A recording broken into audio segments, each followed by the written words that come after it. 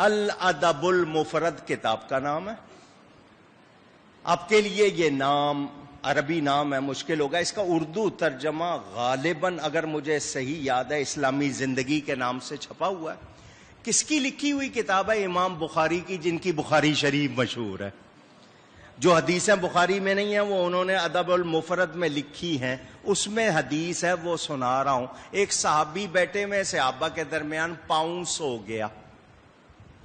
پاؤں ہمارا سو جائے، ارے یار میرا پاؤں سو گیا، دباؤ نہ ذرا، وہ خون کا دوران، سرکولیشن آف بلڈ، خون چلتا ہے تو خون ذرا نہیں چلا ہے، ایک حالت میں رکھا ہے، جم گیا، ملو بھائی ذرا تھوڑی دیر. ہم تو یہی سوچیں گے.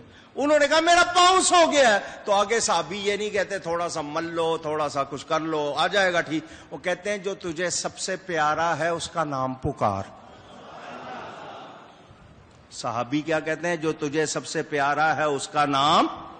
وہ صحابی ماں کا نہیں، باپ کا نہیں، بیٹی کا نہیں، بیٹے کا نہیں، بیوی کا نہیں، دوست کا نہیں، کسی کا نام. فوراً کہتا ہے، نبی کا نام پکارتا ہے، یا محمدا صلی اللہ. ادھر نبی کا نام پکارا، ادھر پاؤں ٹھیک ہو گیا. کس کا عقیدہ ہے؟ البدایہ والنہایہ علامہ ابن کثیر. ہم تو ان کو مانتے ہیں، عالم تھے بہت، یہ بہت زیادہ مانتے ہیں. ابن تیمیہ کو اپنا سب سے بڑا عالم کہتے ہیں، اس کا شاگرد تھا ابن قیم، اس کا شاگرد ابن کثیر. البدایہ والنہایہ اردو ترجمہ بھی انہوں نے کیا ہوا، بازار میں ملتا ہے. اس میں لکھا ہوا ہے جنگ یمامہ، جب مسیلمہ بن کذاب سے مسلمانوں کی صحابہ کی لڑائی ہوئی تو دونوں طرف نعرے لگ رہے تھے. وہ بھی اپنے آپ کو مسلمان کہتے تھے، اس کو مسلمہ بن کذاب کو نبی مانتے تھے، وہ بھی مسلمان، وہ بھی اللہ اکبر کا نعرہ، ادھر سے بھی اللہ اکبر. ادھر مسلمانوں نے دیکھا، صحابہ نے دیکھا گھمسان کی جنگ چھڑ گئی ہے، تو اب کریں کیا؟ ہمیں کس طرح اپنی پہچان بھی کرانی ہے اور اس جنگ کو جیتنا بھی ہے. البدایہ والنہایہ کتاب اٹھا کے دیکھو، ان کی کتاب سے حوالہ دے رہا ہوں. صحابہ نے یا رسول اللہ کا نعرہ لگانا شروع کر دیا. ایک تو پہچان ہو گئی، ایک تو پہچان ہو گئی کہ یہ اللہ اکبر کہہ رہے ہیں، یہ سچے نہیں ہیں، اور اللہ اکبر کہنے والا سچا نہیں ہوتا. ادھر یا رسول اللہ کا نعرہ لگا کے پہچان بھی کرائی، فتح بھی حاصل کی.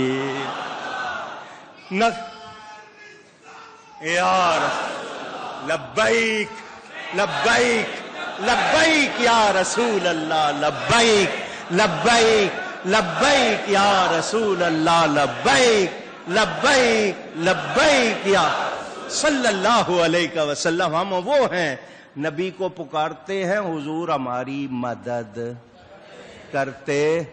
میں ابھی پکار دوں گا، نہیں دور ہے مدینہ. یہ نہ سمجھنا کہ وہ آج نہیں سنتے، وہ سنتے ہیں مدد بھی. نہ کیوں کر کہوں یا حبیبی اغثنی، اسی نام سے ہر مصیبت ٹلی ہے. ٹلتی ہے یا نہیں؟ ان کو یہ نام لینا پسند. اونچی ہم چومتے ہیں، کہتے ہیں بدعت ہے. اور اللہ نے نام ایسا بنایا جب تک ہونٹ چومتے نہیں ہے یہ نام منہ سے نکلتا نہیں ہے.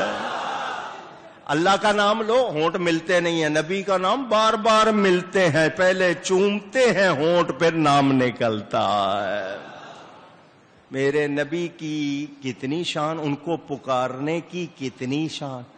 میرے حضرت صاحب قبلہ کرما والے رحمت اللہ علیہ فرماتے تھے، سنیو تم وہابیوں کو چڑھانے کے لیے یا رسول اللہ کا نعرہ لگاتے ہو، ایک بار دل سے لگا کے دیکھو، بیڑا پار ہو جائے گا.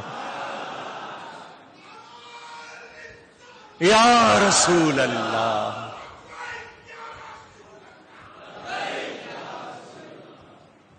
ہر مصیبت نبی کا نام لینے سے ٹل جانے کا مطلب ہٹ جانا، دور ہو جانا. ٹلتی ٹلتی.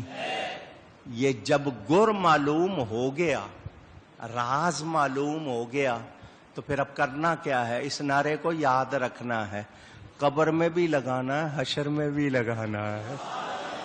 جب حشر میں لگاؤ گے تو سنو اس نام والوں کو پکارا جائے گا حشر میں. اور کون ہے جس کا نام محمد؟ آواز آئے گی جس کا نام محمد ادھر ایک طرف ہو جاؤ. صرف اس نام کی برکت سے بخشے جائیں گے. اللہ حیا فرمائے گا میرے حبیب کا نام رکھا ہے تو اس کو دوزخ میں ڈال دوں، صرف اتنا نام رکھنے سے بخشش ہو جائے گی. میرے نبی کے نام میں اتنی برکت ہے تو نبی میں کتنی برکت ہوگی. اندازہ کریں اسی نام سے ہر مصیبت ٹلی ہے ٹلتی قیامت میں بھی ٹلے گی کوئی شعبہ ہے. غلام احمد مختار یوں پہچانے جائیں گے کہ ہوگا حشر میں بھی ان کا نعرہ یا رسول اللہ، کہ ہوگا حشر میں ہم سب کا نعرہ یا رسول اللہ صلی اللہ علیہ وسلم. کوئی شعبہ سمجھ آ گئی بات؟ تو نبی کے نام سے مصیبت تو نبی دافع البلا ہیں یا نہیں؟ دافع الوبا ہیں یا نہیں؟ بلاؤں کو، وباؤں کو، مصیبتوں کو دور کرنے. لوگ کہیں گے لو تم پہ تو سب سے زیادہ مصیبت ہے. یہ ہمارے کرتوت ہے. نبی کے نام کی برکت میں کوئی کمی نہیں. ہمارے کرتوت کے نام ان کا لیں اور کام صحیح نہ کریں تو پھر ہم پر مصیبت تو آنی ہے. اور ہر مصیبت کو تم وہ نہ سزا نہ سمجھ لینا، کچھ امتحان بھی ہوتے ہیں. لہذا ان کے فتووں سے ڈرنا، نبی سے پیار چھوڑنا. صبا ہے مجھے سر دشت طیبہ، اسی سے کلی میرے دل کی کھلی ہے.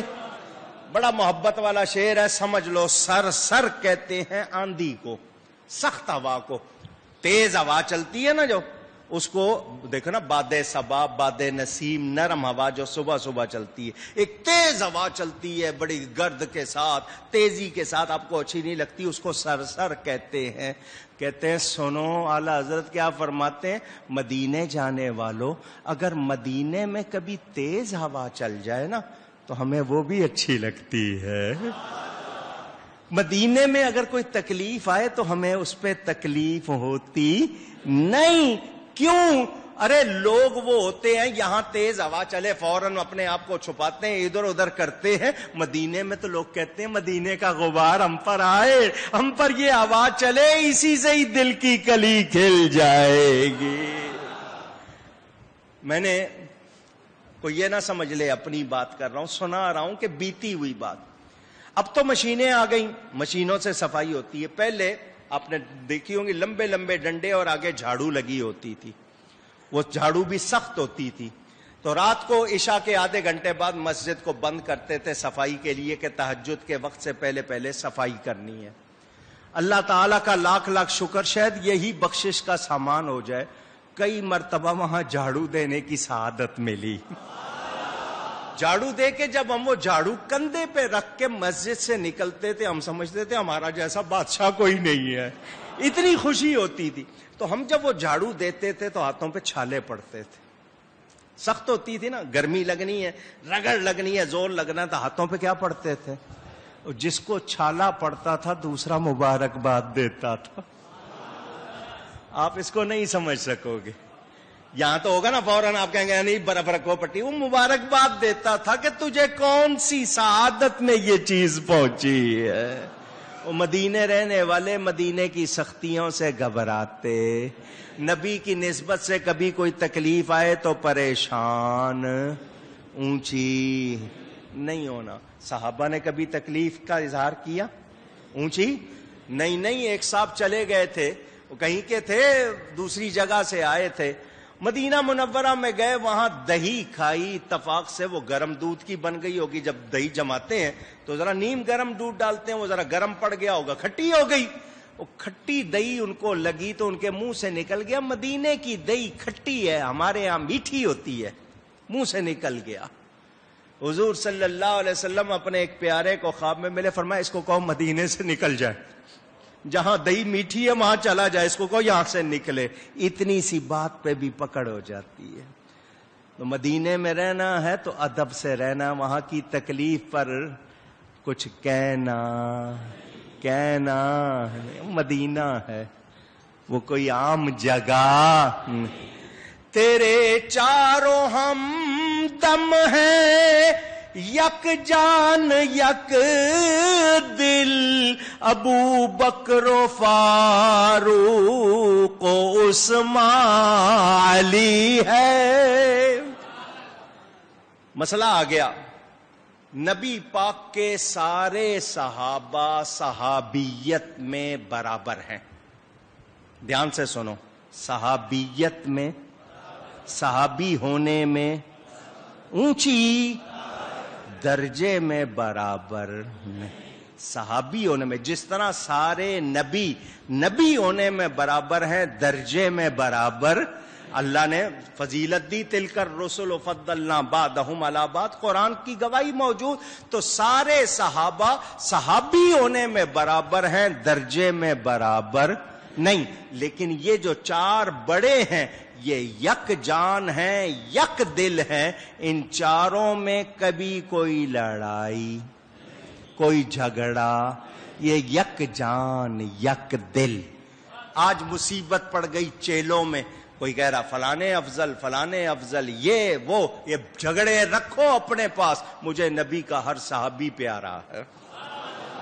لیکن جہاں ان چاروں کی بات آئے گی تو ہم ان چاروں کو صحابہ میں افضل مانتے ہیں.